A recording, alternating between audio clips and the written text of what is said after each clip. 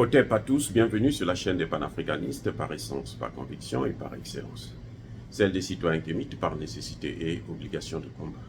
Nous sommes une chaîne qui n'est guidée que par nos ancêtres et rien que par les ancêtres qui appartiennent à l'égrégore du monde noir. Par conséquent, nous ne croyons en aucun Dieu venu de l'étranger. Toutefois, cette vidéo n'est aucunement destinée à inciter à la haine ou à la violence, car nous menons un combat qui est d'abord et avant tout spirituel, intellectuel et démocratique. Ensuite, il est politique, géopolitique et géostratégique, contre l'impérialisme, le colonialisme, le néocolonialisme et l'endocolona, qui sont tous qualifiés de crimes contre l'humanité. Nous menons ce combat sur la base du principe fondamental que nous avons hérité de nos ancêtres kémites, qui est celui de la Mahat, c'est-à-dire solidarité, vérité et justice. Vous êtes donc en droit de connaître la vérité et nous avons l'obligation de vous dire la vérité, rien que la vérité, afin que justice soit rendue au continent africain. Et ça, c'est notre modeste contribution dans cette noble lutte en faveur de la souveraineté, la dignité, la solidarité et l'unité africaine. C'est exactement ça que nous appelons le panafricanisme. Bien-aimés frères et sœurs, le président Tiani vient de poser un acte fort. Et c'est ce que nous attendions depuis très longtemps.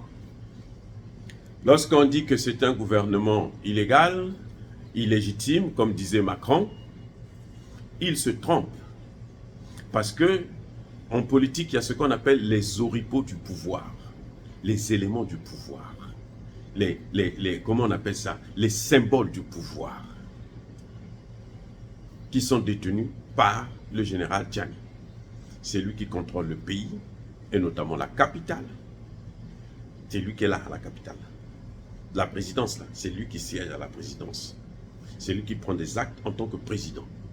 C'est lui qui guide la population. Ça, Emmanuel Macron n'avait pas compris ça.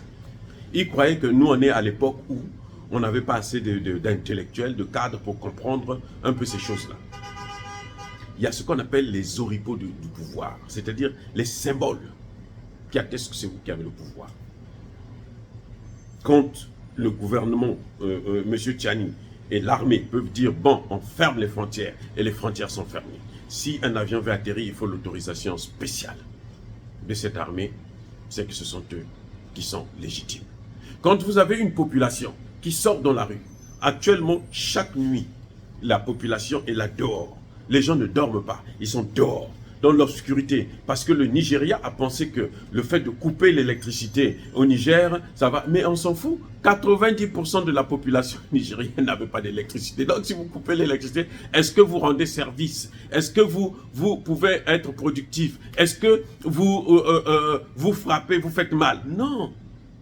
90% de la population est déjà dans l'obscurité. Les 10% là, s'ils perdent leur obscurité, ils vont rejoindre les 90% sans que ça fasse trop mal. Le président Bazoum lui-même, il n'a pas d'électricité. Eh oui, il n'a même pas d'eau. Donc vous allez, qu'est-ce que ça peut changer? Ça ne change rien. Les gens sont là, ils veillent. Donc c'est ce pouvoir-là, c'est avec lui qu'il faut négocier. Et la France est allée tellement loin dans ses déclarations tapageuses, intempestives et irréfléchies, qu'aujourd'hui, elle ne sait plus comment faire pour reculer, parce qu'elle ne peut plus renégocier, par exemple, les accords de défense. Elle ne peut plus renégocier ça. Et l'armée française ne peut pas rester là sans statut, puisqu'ils ne peuvent pas travailler avec ceux qui sont là. Et ils attendent Bazoum. Mais ils ne peuvent pas attendre Bazoum sur le territoire étranger. Ce n'est pas leur territoire, ils ne peuvent pas attendre Bazoum à l'étranger. Ils n'ont qu'à aller l'attendre en France. Aussi simple. Quand Bazoum va revenir, là ils vont venir. Oui. Si Bazoum reste en prison pendant 10 ans, 20 ans, ben, ils vont rester en France en 10 ans, 20 ans et puis ils vont revenir. Voilà ce qui est en train de se profiler. Le président Tiani a nommé un premier ministre. Voilà ce que j'appelle moi, poser les actes de pouvoir. On ferme les frontières, on ouvre quand on veut, on ferme quand on veut, on ouvre quand on veut, et on demande à la population de vaguer à ses occupations, on impose un couvre-feu, et ce couvre-feu est respecté et suivi, on enlève les règles, les restrictions, plus de couvre-feu. C'est ça, la légitimité. La population sort dans la rue pour dire « nous soutenons ». Ça, c'est la légitimité. Ça ne devient plus un coup d'État, mais une révolution. Les gars, et là, le Premier ministre a posé encore un acte très fort. C'est de nommer M. Ali Lamine Mohamed comme Premier ministre. Alors là c'était la totale. Là c'est la totale. Je vous dis que maintenant là, qu'est-ce qui se passe? Quelles sont les conséquences? C'est que quand il nomme le Premier ministre comme ça, tel que là, le Premier ministre est nommé, la CEDEAO ne va plus négocier avec Tchani, elle va négocier avec le Premier ministre. Elle va négocier avec le gouvernement. Et Tchani décentralise. C'est-à-dire qu'il donne des pouvoirs. Toi, tu gères ça, toi, tu gères ça. C'est comme l'armée. Dès qu'il est allé, il a nommé Modi, chef d'état-major. Donc l'armée maintenant est sous le contrôle de Modi. Ce n'est plus sous le contrôle de Tchani. Quand Tchani prend une décision, c'est que Lamine, Modi a déjà dit que bon, voilà comment je veux pour l'armée et tout. Ce que je veux, c'est ça, ça, ça, ça, ça. Ils en discutent et puis maintenant, lui, il signe le décret. Quand vous entendez les communiqués là, c'est pas Tchani qui s'assoit et puis non. C'est ça la décentralisation. C'est pour se libérer soi-même, pour ne pas être trop occupé. Sinon, il ne peut pas gérer, sinon il ne peut pas s'en sortir. Quand il y aura des ministres, ça va être encore pire, puisque là, il y aura maintenant un ministre des Affaires étrangères. Le Premier ministre aussi va décentraliser, il va dégager les pouvoirs. Bon, vous là, toi tu gères ça, toi tu gères ça, toi tu gères ça. Maintenant, lui, il est là, il coordonne seulement les actions de ses membres. Vous voyez pourquoi les dictateurs ne réussissent pas? Parce qu'ils concentrent tous les pouvoirs avec eux. En Afrique, là, les dictateurs, là, vous allez voir que tous, ils ont échoué. Tous, ils ont échoué. Parce qu'ils concentrent tous les pouvoirs. Et bon, c'est normal, puisqu'ils ont peur. Ils ont peur de perdre le pouvoir, c'est normal. Mais en réalité, ça ne les arrange pas. La meilleure des choses, c'est de dégager les pouvoirs. Vous avez vu Assimi Goïta?